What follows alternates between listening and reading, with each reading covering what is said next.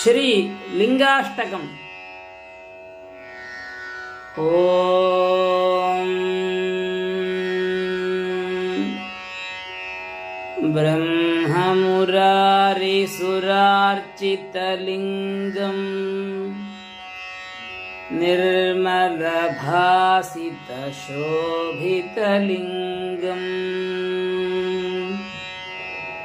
जन्मजदुःखविनाशकलिङ्गम्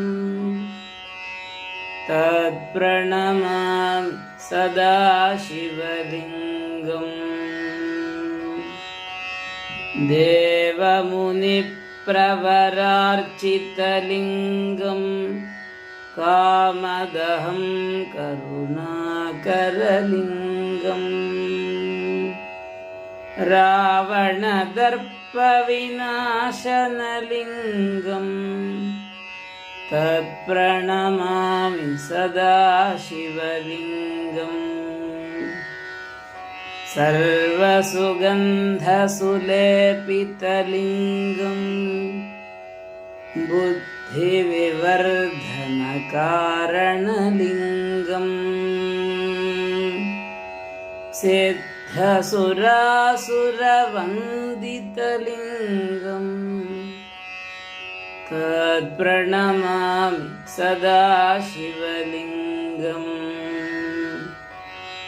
कनकमहामणिभूषितलिङ्गम् फणिपतिवेष्टितशोभितलिङ्गम् दक्षसुयज्ञविनाशनलिङ्गम् तत्प्रणमामि सदा शिवलिङ्गम्। कुङ्कुमचन्दनलेपितलिङ्गम् पङ्कजहार सुशोभितलिङ्गम् सञ्चितपापविनाशनलिङ्गम् तत्प्रणमामि सदा शिवलिङ्गम्। देवगणार्चितसेवितलिङ्गम् भावैर्भक्तिरेव च लिङ्गम्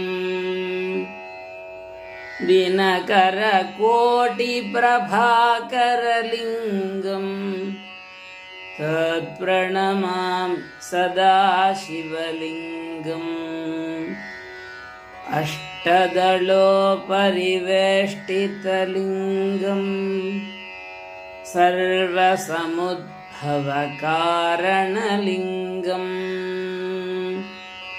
अष्टदरिद्रविनाशनलिङ्गम् तत्प्रणमामि सदा शिवलिङ्गम्। सुरगुरुसुरवरपूजितलिङ्गम् सुरवनपुष्पसदार्चितलिङ्गम् परात्परं परमात्मकलिङ्गम् तत्प्रणमामि सदा शिवलिङ्गम्। लिङ्गाष्टकमिदं पुण्यं यः पठेत् शिवसन्निधौ शिवलोकमवाप्नोति शिवेन सह मोदते।